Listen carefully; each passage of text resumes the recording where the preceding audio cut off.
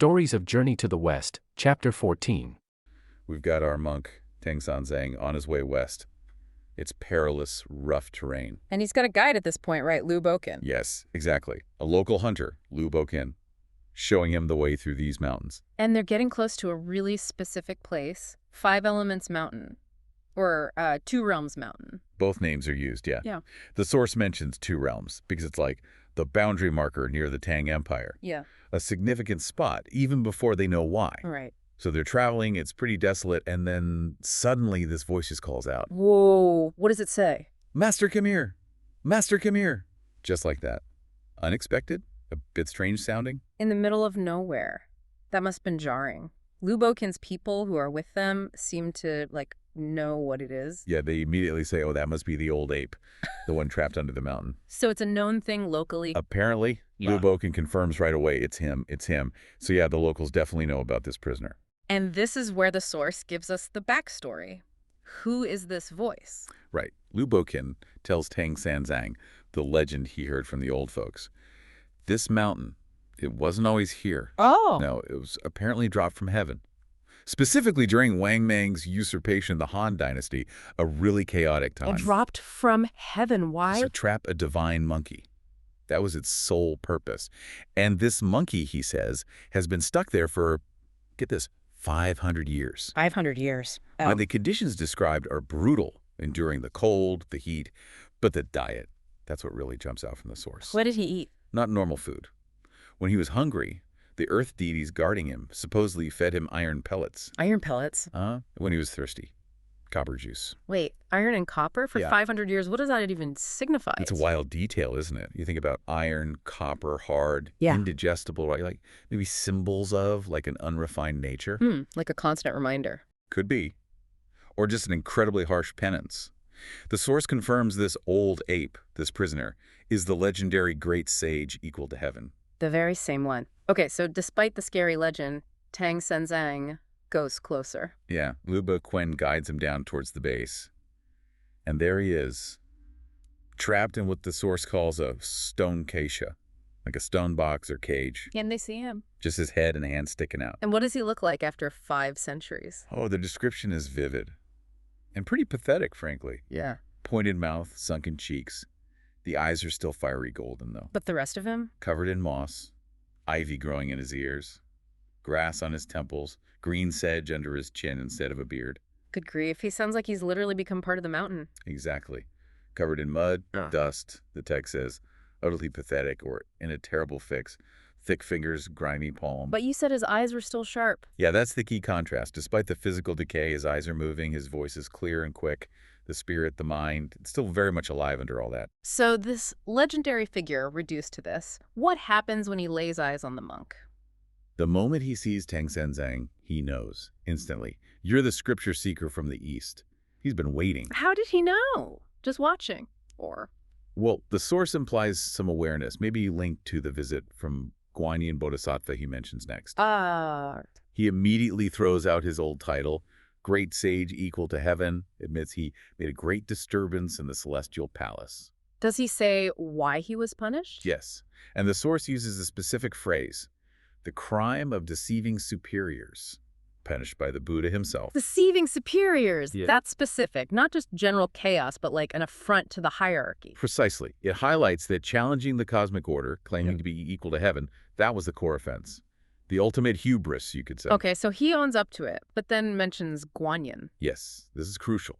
He says Guanyin visited him while he was trapped, offered him a way out. Which was? Basically, give up the violence, convert to Buddhism, and dedicate himself to protecting the scripture seeker, Tang Sanzang, on his journey west.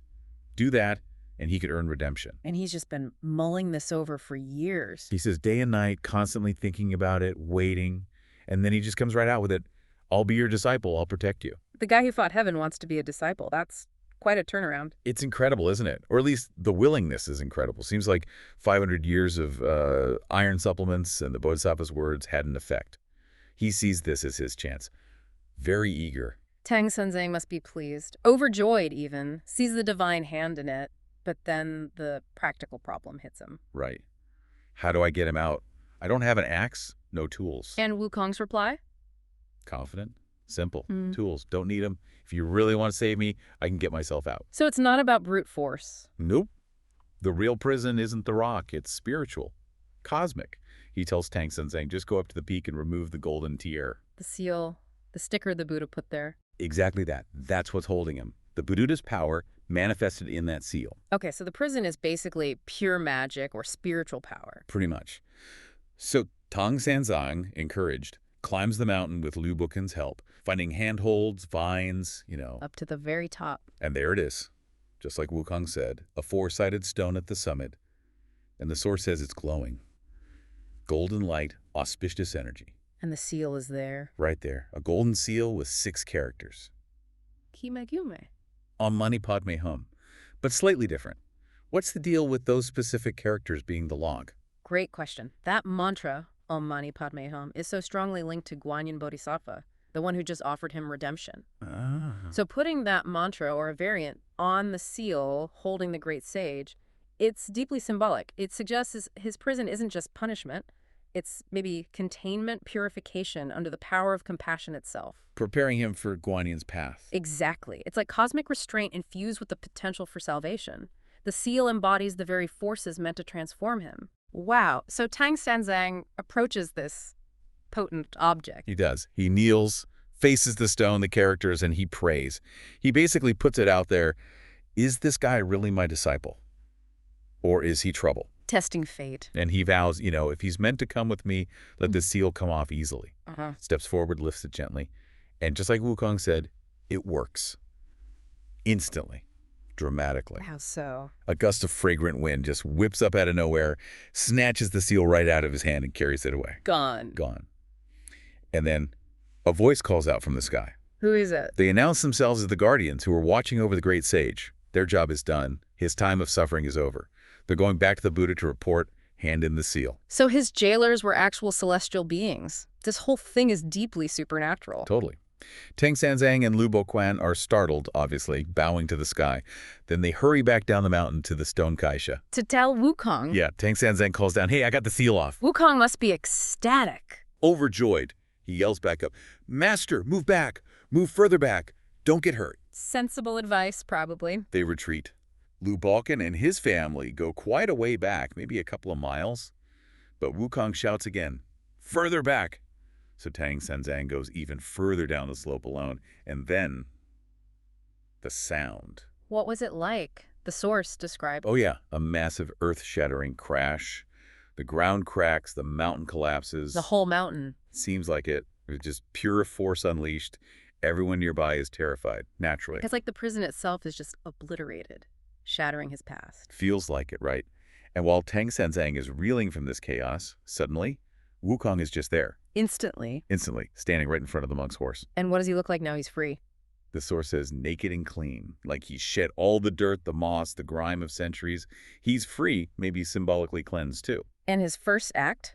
Kneels right down in front of Tang Senzang. Master, I'm out. Wow. What else does he do? Right away. It's very telling. He bows 4 times to Tang Senzang.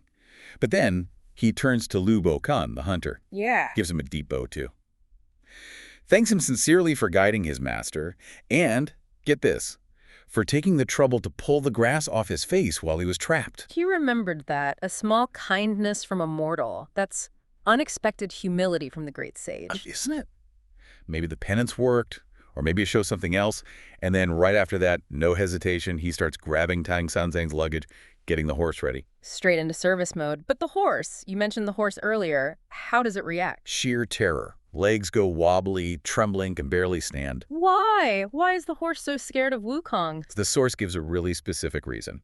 Back in heaven, one of Wukong's jobs was Bi Maoen, basically head stable keeper for the celestial horses. Ah, okay. And because of that role, the source says he possesses a certain phase, like a method or rule or principle associated with him. A rule? What does that mean? Like a scent or something deeper? It suggests his connection to heaven, his past power, his identity as Baimon. It leaves this inherent mark, this rule about him that horses just feel instinctively.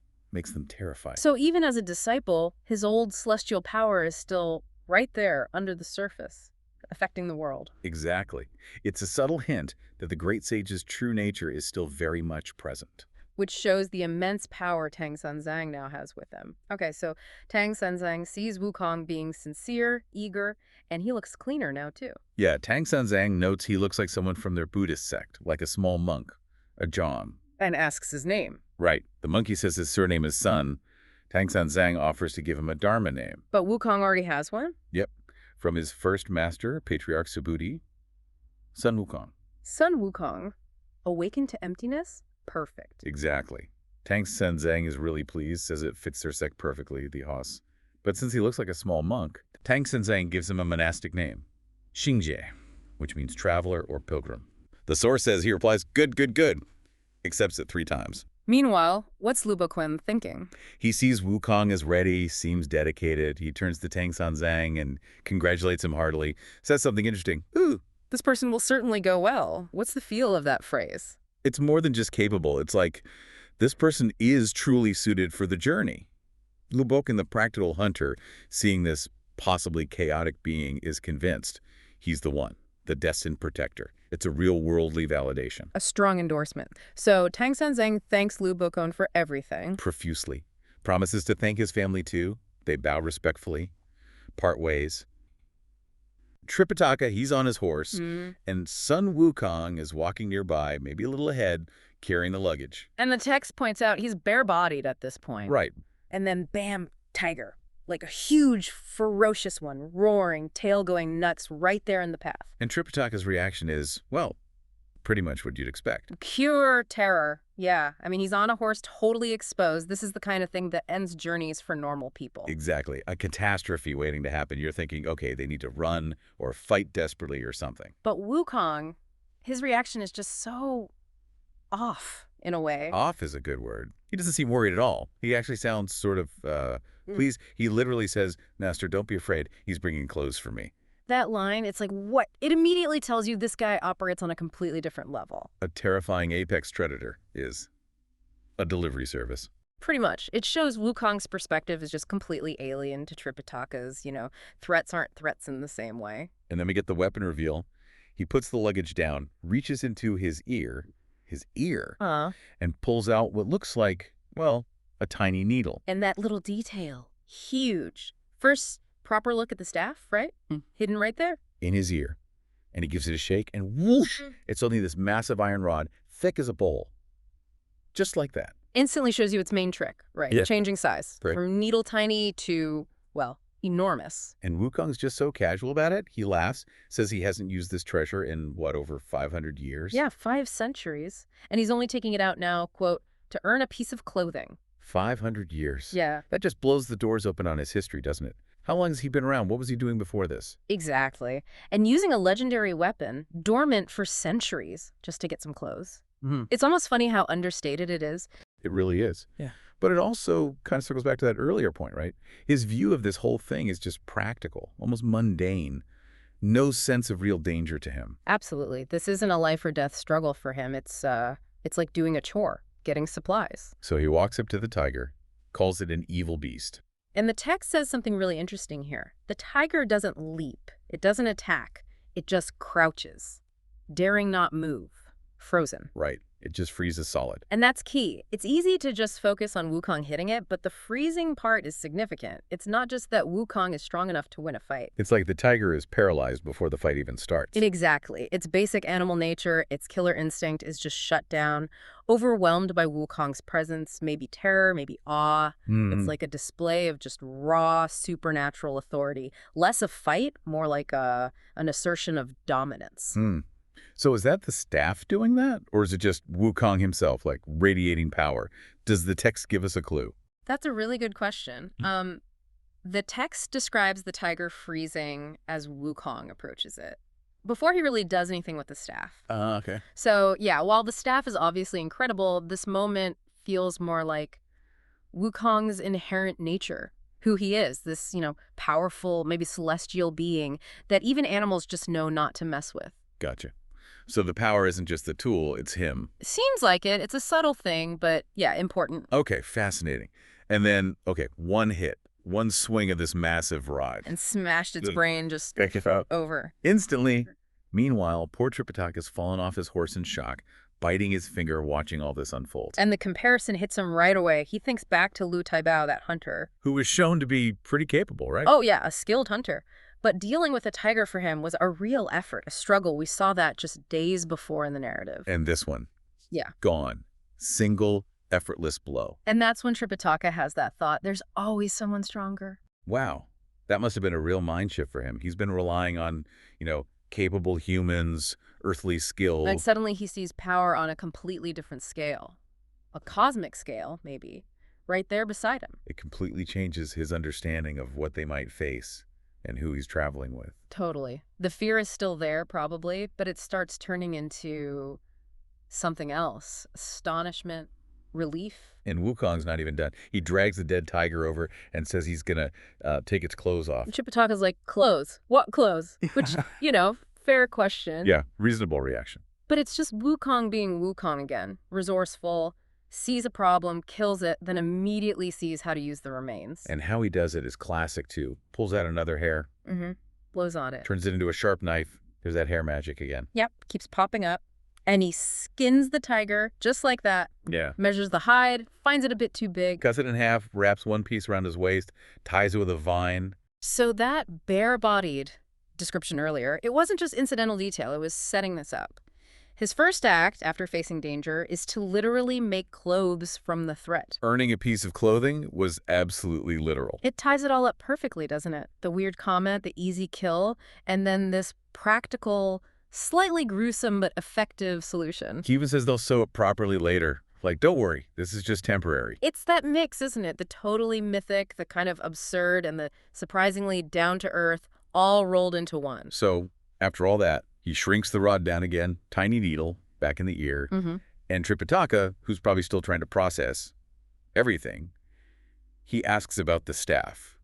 Finally asks, what is that thing? And Wukong gives him the lowdown, tells him it's from the Dragon King's palace, used to be called the Divine Treasure, something. The Heavenly River's depths, yeah. But now it's the As You Will Gold-Banded Staff, or Rui Jingubang. Right, and he confirms, this is the stick he used during his rebellion against heaven, and reminds him about the size-changing thing. Knowing that history. Wow, that adds another layer for Tripitaka. This isn't just some magic stick. It's tied to celestial warfare, Wukong's infamous past. Must have been a mix of feelings there. Maybe some dread thinking about who this guy really is, but also immense relief. Yeah, the text actually says he was secretly pleased or secretly relieved when he heard all that. Exactly. The sheer power, the legendary status of the weapon and its wielder, it starts to kind of overshadow the initial shock. He's realizing how protected he might actually be. And then Tripitaka asks the other big question. Why did the tiger just freeze like that? Why didn't it attack him? And Wukong's answer is just peak Wukong arrogance, maybe. Confidence, definitely. He basically says, forget tigers, even dragons know better than to mess with me. Yep. And then he just rattles off this list of his powers. Subdue dragons and tame tigers, stir rivers and oceans, knowing things, changing size from cosmic to tiny, popping in and out of existence. The whole resume. But the story is also using it to tell us, the readers, and Tripitaka, look, this is the toolkit. This is what he's capable of. It's foreshadowing. So the boast is also exposition. Pretty much. It establishes the scale of his abilities while also showing off his personality. He's powerful, he knows it, and he wants you to know it too. And he just brushes off the whole tiger skinning thing as nothing. Promises to show his real skills when things get tough. Which, after this display, is kind of a terrifying thought, isn't it? Seriously, if this was just him getting dressed, basically, what does really difficult even look like with this guy? It sets the bar astronomically high. This whole exchange, it really has to cement things for Tripitaka. He's not just traveling with a strong monkey. He's with a force of nature, something supernatural beyond human understanding. That tiger encounter wasn't just getting past an obstacle. It was like a practical demonstration. Lesson 1. And the source wraps up by saying Tripitaka felt even more at ease and without worry. He spurs his horse on. Evening, woods, they see a manor house. Looks promising. Tripitaka gets off his horse. They're at the gate. And Wukong, he's not exactly shy, is he? No, definitely not. He just goes right up and shouts, "Open the gate!" Just like that. And an old man comes out. He's using a cane, but the second he lays eyes on Wukong, well... What happens? It's pure panic. The text uses this great phrase, scared soft in the legs and numb in the body. He starts yelling. Yelling what? Ghosts are coming! Ghosts are coming! Ghosts. Wow, okay. So right off the bat, there's the huge challenge. How does this incredibly powerful, kind of wild figure fit into the ordinary world? And why ghosts? It's his appearance. What specifically? The text calls it his wicked look. And crucially, he's got that tiger skin wrapped around his waist. Ah, the tiger skin. Yeah, and the description is that he looks like the thunder god, Ligong. So picture that figure suddenly at your door as it's getting dark. Okay, yeah. Not just some weirdo. That's like a terrifying image from folklore showing up. Exactly. It's not your average traveler needing a room. So how do they handle this? Does Tripitaka step in? He does, quickly. He goes over, helps support the old man, tells him not to be afraid. What does he say? Something like, "Old benefactor, don't worry. He's my disciple, not a ghost." Tries to smooth it over. And does seeing Tripitaka help? It does seem to. The text mentions the old man calms down a bit when he sees Tripitaka's pure and clear appearance. Gives him some steadiness. But he's probably still freaked out. Oh, yeah. He asked Tripitaka, "Who are you? And why did you bring this evil person here?" He still calls him an evil person, even after Tripitaka said he's his disciple. Yep. Tripitaka explains, "I'm a monk from the Great Tang, going west for scriptures. Can we stay the night? Basic request." And the old man. He seems okay with Tripitaka. Says something like, "Master, you can stay." But he points at Wukong again. This evil one. He's not from Tang, is he? He can't get past Wukong's appearance. Okay, so Wukong's probably not going to take that quietly. Not a chance. He just loses it. Shouts really loudly at the old man. What does he shout? Basically calls him blind. Says he has no discernment, like, can't you see what's in front of you? Ouch. Blunt. Very. And then clarifies, he's my master. I'm the disciple. Makes it crystal clear. And then comes the big reveal, right? His name. Exactly. He belts out his title, Qi Tian Da Sheng, the great sage equal to heaven. Boom. And then it gets weirder. Didn't he say something about the old man's face? Yes. This is the truly bizarre part. He follows up the great sage title by claiming people here know him. And he says he remembers the old man from when the old man was a kid. Remembers him how? By saying things like, the old man used to pry firewood on my face and pick vegetables on my face. Total nonsense, seemingly. On his face? What is he even talking about? How does the old man react to that? Utter confusion. He basically yells, "This guy's talking rubbish." Demands to know where Wukong lived that this could have possibly happened. Right, because it sounds completely insane. So Wukong needs to explain. He does. He insists he's not lying, just that the old man doesn't recognize him now. Then he drops the key piece of information. Whoops. He says he's the great sage from the Stone Box on Two Boundary Mountain, that specific mountain. And he tells the old man, look again. Look closer. Ah, Two Boundary Mountain, the place he was trapped under for 500 years. That's the local landmark. Exactly. That's the connection. Does it click for the old man then? It does. The text says he only then realized. He looks again and admits, yeah, he does resemble him somewhat. The penny drops. Okay, so he finally gets it. This isn't just some random scary dude. It's the monkey from under the mountain. Right. And then the obvious question comes. How did you get out? Which Wukong explains briefly. Yeah, it just mentions the Bodhisattva's plan, waiting for the Tang monk, and how the monk removed the seal or placard that held him there. So this revelation completely changes everything. The ghost is actually a local legend, literally unearthed. Totally flips the script. Yeah. The old man's reaction shifts instantly. He bows down, properly bows. A sign of respect now, not fear. Definitely. And he immediately invites Tripitaka inside, properly this time. Calls his whole family, wife, kids, tells them who their guest is. And the family's reaction? They're thrilled. The text says every single one was happy. Fear is totally gone, replaced by, awe and excitement. They're hosting a legend. Incredible turnaround. From ghosts to welcome great sage. So they offer tea, hospitality, and then they talk about age. Yeah, kind of a funny exchange. Wukong cheekily asks the old man's age first. The old man says he's 130. Which is old, but for Wukong. Pocket change. Wukong basically laughs and says he's way, way older, like the old man is his great-great-grandkid level. He jokes he can't remember his birth year, but he does remember being stuck under that mountain. How long does he say? Over 500 years already. Wow. And the old man connects this to his own family history. He does. He says he remembers his own great-grandfather talking about it, how the mountain fell from the sky, crushed a divine monkey, and everyone knew he was under there, and that he only just got out. So Wukong's epic mythic past is literally local history for this family. It's woven right in. Precisely. It grounds the myth in a really interesting way. And the old man then compares Wukong's appearance now to before, when he was trapped. Yeah, he says something quite funny. He remembers seeing Wukong as a kid, presumably just the head sticking out covered in mud, grass growing on his head. And he wasn't scared then. Right, just part of the landscape almost. Kinda. But now, the old man says, even though Wukong's face is clean, no mud, no grass, and he actually looks a bit thinner, that tiger skin makes all the difference. With the tiger skin, he looks terrifying again. Little different from a ghost, he says. He brings it back to the ghost thing. Even knowing who he is, that's amazing. How does the family react to that? They all just burst out laughing. It's this great moment acknowledging, yeah, okay, he's the great sage, but he still looks really scary with that outfit. It captures that tension perfectly. So they have a meal, hospitality flows, and then Wukong asks about the family name. Gets down to business. Yeah. Asks the surname. The old man says it's Chen. Chen. And this triggers another surprise. A huge one. Tripitaka hears Chen and immediately stands up, does a formal greeting, and says, ah, we're of the same clan. Wait, Tripitaka is a Chen. How does Wukong react? He knows him as Tang San Zhang, the Tang monk. Wukong's completely baffled. Asked, Master, your surname is Tang. How can you be the same clan as these Chens? Makes perfect sense to be confused. So Tripitaka has to explain his own backstory. Right.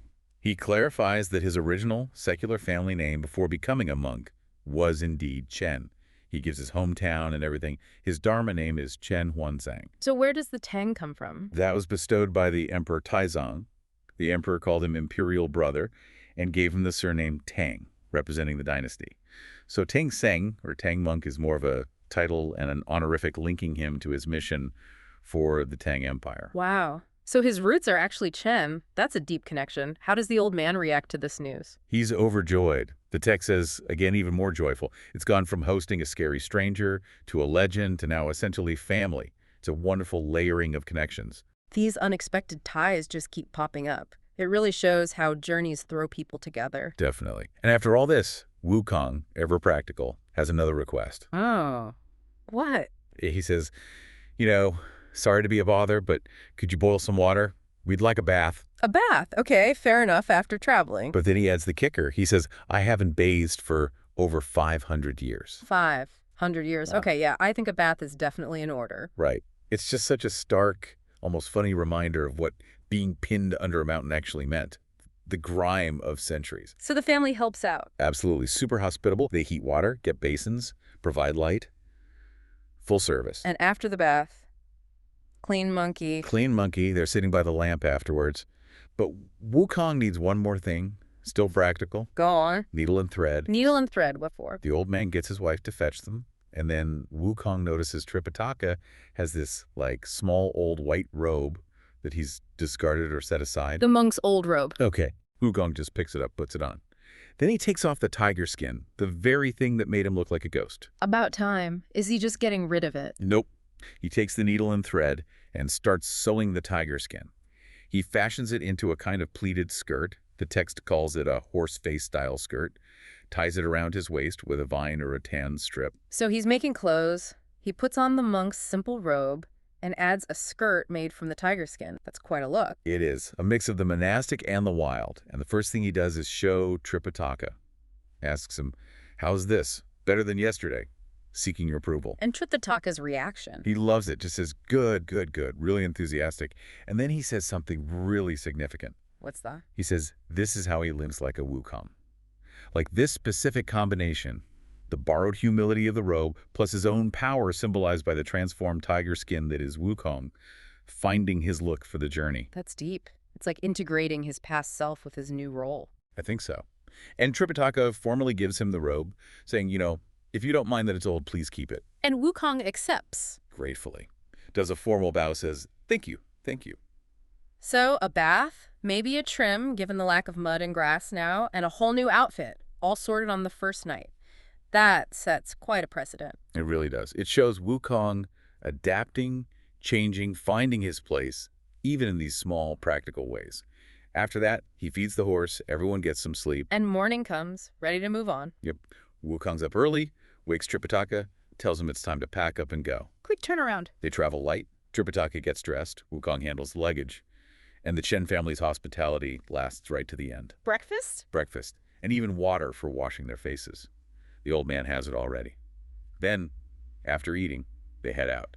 Tripitaka and his very new companion traveling. Yeah, and the source gives this really vivid picture of the landscape. It uses beautiful language. It does, talking about the chill. Right. Frost withering red leaves, the strong pines and cypresses standing out, plum buds not yet open. You really get a sense of the cold. A cold wind, sudden north wind tugging at their clothes.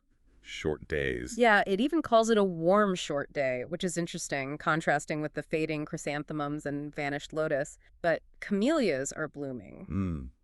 It's a stark setting, maybe a bit desolate, for starting such a huge trek. It definitely sets a tone, and then, bam, out of this quiet, cold landscape, an interruption. A sudden shout. The source says, hoo-ha, like a whistle or a shout from the roadside. And then 6 figures pop out, armed. Long spears, short swords, sharp blades, bows.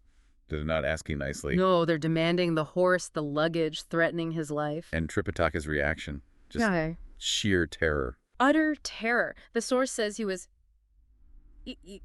scared out of his wits, basically. Falls right off his horse, can't even speak, he's just completely vulnerable. But Wukong, his new disciple... Totally different story. Exactly the opposite. The text says he helps Tripitaka up and just really casually says, Master, don't worry, it's nothing. Nothing. Get this, he says, these guys are bringing us clothes and money. He thinks armed bandits demanding everything they own are delivery guys. That's quite the contrast. Right. And Tripitaka is, understandably, bewildered. He asks Wukong if he's deaf. He's looking at Wukong, who's, not physically imposing. Not at all. And worrying about him facing 6 big armed guys alone. He even uses a proverb. The Sontisis one. Yeah, basically saying even a good fighter gets overwhelmed by numbers. He's applying completely human logic here. Which tells us so much right away about this dynamic. You've got the fearful human master, conventional thinking. And the supremely confident, totally unconventional, supernaturally powerful disciple. Worlds apart in their reactions. So Wukong steps up. The source says he was bold, wouldn't allow discussion. Just takes charge. He goes up to the bandits, folds his hands, asks why they're blocking the road. Polite at first. But then immediately claims the territory. Calls himself an ancestral king, a mountain master. Which the bandits just throw right back at him. They say they're the cut-the-path kings, the good-hearted mountain masters. And tell Wukong he doesn't know their great name. And this is where it pivots. It becomes much more than just a roadside robbery. They reveal their names. And listen to these. Yeah, get ready. One is eye sees joy. Here's anger. Nose smells love. Tongue tastes thought. Idea conceives desire. And body bears worry. Those are, well, they're incredibly specific names and pretty weird for bandits, wouldn't you say? Definitely not typical highwayman names. Not at all. And here's the aha moment, maybe. This is where the layers really start peeling back. In Buddhist philosophy, these names, they map directly onto the 6 senses and consciousnesses. Specifically, the defiled or worldly senses, the o'olushi. The one seen is the roots of attachment, craving, suffering. Exactly. The things that constantly pull you off the spiritual path. The internal obstacles. So these figures blocking the road, they're not just after the horse and bags. It seems not. They're symbolic. They represent the internal things, the mental states, the distractions that cut off the path to enlightenment. They're the inner thieves. Wow. Okay, that changes how you see Wukong's reaction. It does, right? He laughs when he hears their names, calls them 6 hairy thieves.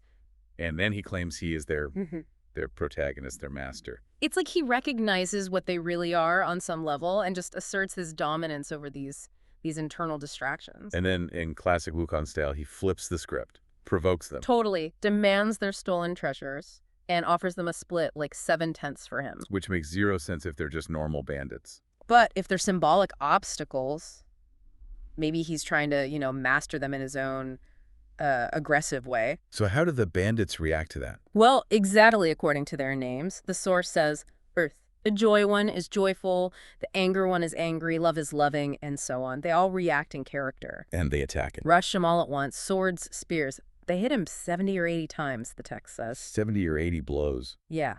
But Wukong, he just stands there, doesn't even seem to notice. Completely unharmed. Totally. They hit his head, and they're the ones complaining about how hard it is. Which just highlights his invulnerability, Yeah. right? He's not just some guy fighting bandits. Yeah. These attacks from the sixth senses just bounce off him. Physically, yeah. They don't touch him.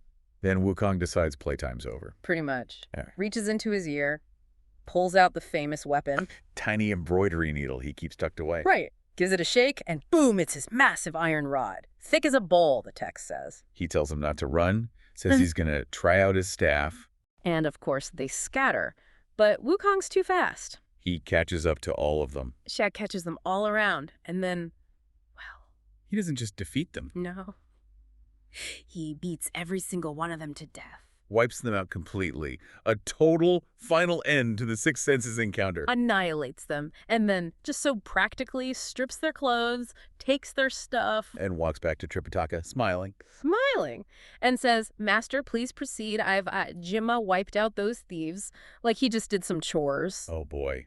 And this is where the conflict really blows up, isn't it? Absolutely. Tripitaka is horrified, utterly horrified. The source says, Wukong, you've really caused trouble. He is furious. He's saying, even if they were criminals, Wukong shouldn't have killed them. Exactly. Take them to the authorities. That would be the right way. And Tripitaka's Buddhist principles just come flooding out here. Oh, yeah. He quotes that beautiful line, Tripitinia. A monk sweeps carefully to avoid hurting ants, puts nets over lamps to protect moths. Right. He's saying Wukong killed indiscriminately, didn't distinguish black from white, just total lack of mercy or goodness. And he's scared too. This was out in the mountains, but what happens in a city? Wukong's violence is going to drag Tripitaka into it. He sees himself as an innocent bystander, a he, getting caught up. And Wukong's defense is just simple. I did it to protect you, master. But Tripitaka completely rejects that, from his viewpoint as a monk. He says he'd rather die himself than commit violence. He argues his death is one life, Wukong took 6. He says it's legally indefensible, too. Yeah, true chair. Even if Wukong's dad was the judge, he couldn't justify it. And then he links it directly to Wukong's past. Brings up the whole Demon King on Flower Fruit Mountain thing. 500 years ago, yeah. Killing countless beings, undisciplined, violent, deceiving heaven, leading to his imprisonment under the mountain. He frames this killing now as just, more of the same. Unrighteous behavior. Yeah. He hasn't changed. And based on all that, Tripitaka delivers this absolutely crushing judgment. Since Wukong joined the Buddhist path but is still killing. He declares Wukong cannot go to the West. Cannot be a monk. Calls him, ooh, too evil, too evil. Wow. That's harsh. How does Wukong take that? Well, the text says Wukong Saga, he cannot stand being scolded, ever. Especially by someone he sees as, weaker. He can't handle the criticism. Cannot bear it. His temper just flares. So does he argue? Apologize? Nope. Not a word. Just makes a sudden decision. Ho Hutzaz throws a fit, leaps up, shouts one thing. Old son is leaving. And he's gone. Gone. Tripitaka looks up, just hears a whoosh as Wukong flies straight back east, abandons the mission. Just leaves Tripitaka there. Alone. Completely alone, heartbroken. The text says he's lonely and desolate, walking by himself. He despairs, right? Laments Wukong being so stubborn, his own bad luck finding disciples. But he's determined. He decides he has to keep going alone. So he packs up the horse again. Yeah. But walks beside it. Yeah, doesn't ride, just walks, holding the staff, the reins, feeling bleak and sad. But then, things change again. As he's walking, sad, he sees an old mother on the path ahead. Carrying clothes. A cotton robe and an embroidered hat. Tripitaka, always polite, steps aside. And she stops him. Stops him, asks why he's alone, looking so down. Tripitaka explains the mission, the runaway disciple. And she points out the obvious, 108,000 leagues alone. Impossible. Pretty much. Then she tells him about the clothes and hat. They were her son's. Her son. Yeah, he became a monk but died after only 3 days.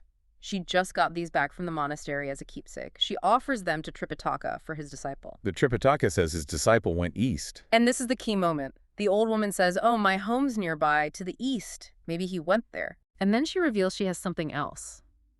A spell. A spell.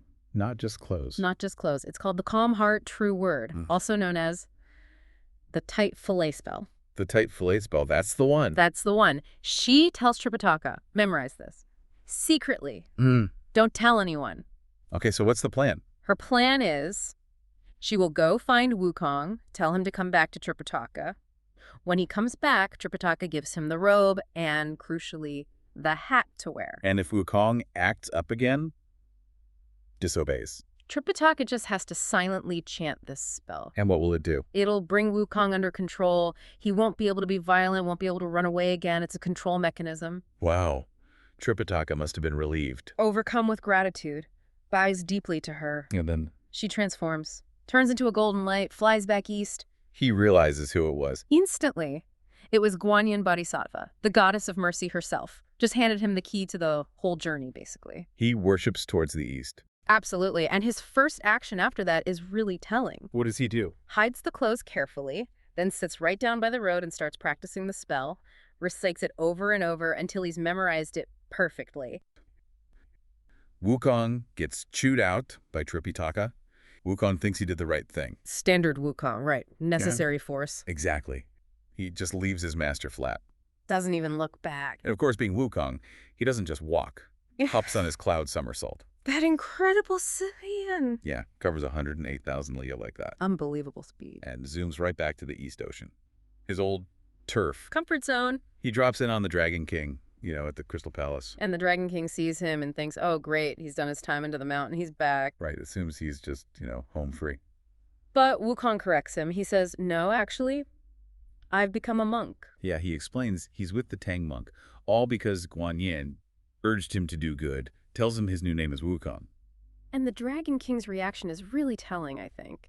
He congratulates him, says it's, a change from evil to righteousness. Which immediately puts the focus back on the bigger picture, right? The spiritual goal. Exactly. Something Wukong, in his anger, has maybe totally lost sight of. But then the Dragon King asks the million-dollar question. Sure. Why are you back east if you're supposed to be going west? And that question just nails it. It hits the core conflict Wukong's got, right? His wild nature, that desire for freedom versus the discipline he needs for this journey. He's literally flying in the opposite direction of his purpose. So Wukong complains a bit, says Tripitaka. Just doesn't get him. Yeah, venting. But while they're having tea in the palace, something catches his eye. A painting on the wall. Yes, the painting. He asks about it. And the Dragon King tells him this story. Yeah, Bridge, presenting the shoe. A very famous story. It shows Zhang Liang, the famous strategist, and his mentor, Huang Shigong. And the story goes, Huang Shigong just drops his shoe off the bridge. Deliberately. And tells Zhang Liang, go get it. And Zhang Liang does, immediately, respectfully. Kneels, dead, to give it back. And here's the kicker. Huang Shigong doesn't just do it once. Yeah. He does it 3 times. 3 times he makes him fetch the shoe. Wow. And each time, Zhang Liang shows, and the text is specific, not even a tiny bit of pride or laziness, just pure diligence, pure respect. Okay, that's incredible patience and humility. What's the point? Why test him like that? The payoff. Because Zhang Liang showed that unwavering humility, Huang Shigong secretly met him that night, Wojie, and gave him a heavenly book. A heavenly book, like magic. Strategy. Profound strategy. Knowledge that allowed Zhang Liang to basically win battles from his tent state. He was crucial to the Han Dynasty. Okay, so the diligence paid off in worldly success. Big time. But it didn't stop there. After all that success, Zhang Liang, he retired, followed an immortal named Qi Songzi, and eventually he achieved immortality himself. Whoa. So the humility led to worldly power and spiritual attainment. Precisely. And this is where the Dragon King just lays it on the line for Wukong. Connects it directly. He tells him flat out. Look, monkey, if you don't protect Tripitaka, if you don't put in the hard work, if you refuse to be taught, you'll always just be a demon immortal. Powerful, sure, but forget true enlightenment, true success. Oof, that's blunt. And he adds, don't chase comfort and freedom now if it means screwing up your entire future potential. So it's like, look at Zhang Liang. He had the potential, but it was the discipline, the humility, doing the annoying task that unlocked everything. Your power isn't enough, Wukong. You need the grind. Exactly that. It's a powerful historical lesson aimed right at Wukong's ego. How does Wukong take it? The text says he's just silent, thinking. For a long time, you can almost hear the gears turning. Yeah. But finally, he kind of sighs it out. All right, fine. I'll go back and protect him. He caves. He does. And the Dragon King is like, tells him to hurry back. Don't leave your master hanging for too long. Okay, so that conversation was huge. It's the first time someone other than Tripitaka or Guanyin really connects his attitude to his ultimate goal. Right. It reframes the whole thing. It's not just about obeying Tripitaka. It's about achieving his own destiny, like a Zhang Liang. It plants that seed. Maybe this difficult path is the right one. So Wukong leaves the Dragon King, gets back on his cloud. Heads back west this time. And literally, the moment he pops out of the sea clouds, bam. Who's there? Guanyin. Talk about timing or surveillance. Right. She knows. She immediately asks him, hey, why aren't you with Tripitaka? Where are you going? She knows he left. And Wukong, maybe remembering that lecture from the Dragon King. Probably feeling a bit caught. He shows respect and explains, yeah, I left. Tripitaka was mad because I was too fierce. Owns it, sort of. But he quickly adds, but I'm going back now. Ahai wua. Why way? Arain. And Guanyin's reply is short. Yeah. Sharp. Hoihim. Yeah, essentially. Good. Now hurry up. Don't lose that impulse. Don't change your mind again. It's like a divine nudge. Okay, you made the right choice. Now stick to it. Exactly. It confirms his mission is known. It's sanctioned. It reinforces that even when he tries to bail, the path is still there, waiting. It's less about forcing him back this time, more like validating his decision to return. Okay, so Wukong hurries back. Then he finds Tang Sanzang still waiting by the road. Must have been an awkward reunion. A little. He's like, where have you been? You told me to wait here. Scared to move a muscle, just waiting for you. I visit the Dragon King for a cup of tea. Tang Sanzang gives him a mild telling off for lying about where he went. Oh yeah, classic Sun Wukong. He puffs himself up. You know, let me tell you, teacher, I can ride the cloud somersault. One leap, 108,000 league. I can pop over and back in an instant. Which, you know, the teacher doesn't quite buy. Wukong offers to get food, but Tripitaka says, no, we have dry rations from that Lu Taibao's mother, remember? In the bundle. Ah, the bundle. Yeah, Tripitaka just asks Wukong to get his alms bowl out and find some water. So Wukong opens the bundle. Finds the bowl. Then Sun Wukong spots the fancy new hat in the luggage. And he wants it. Of course he does. It looks nice. How does Tripitaka explain them? Well, he describes them almost misleadingly. He says the hat makes you recite scriptures automatically. Also, like magic learning. And the robe makes you perform rites automatically. Oos? He asks Tang Sanzang if he can wear it. Yeah. Oh, sure, if you like it, wear it. Sun Wukong pops the hat on his head.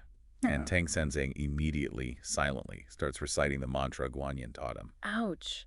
This is gonna hurt. Excruciatingly. Sun Wukong collapses, screaming about the pain in his head. He realizes it's the hat, tries frantically to pull it off, smash it, cut it.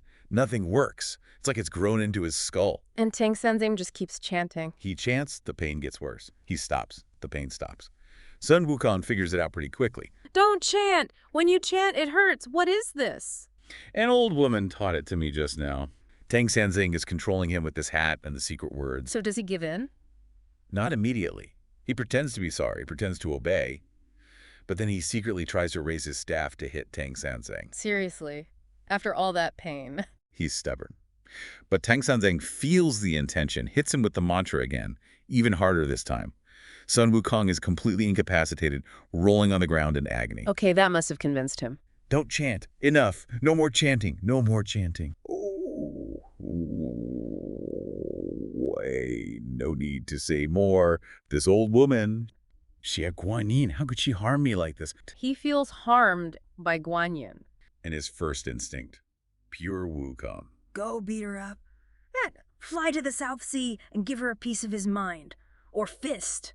And Sun Zhang steps in, trying to explain, maybe calm him down. He says, this method, since he gave it to me, he must already know about it. Right. If you go looking for him, he'll recite it. It's chilling. That finally breaks him. Yeah. He promises he won't go after Guanyin. He completely surrenders, begs for mercy, and genuinely promises this time, for real, to protect Tang Sanzang faithfully all the way to the west and never disobey again. And Tripitaka accepts. The transformation, forced as it is complete. Wukong is now dead set, fully committed. He helps Tripitaka pack up, and off they go, westward.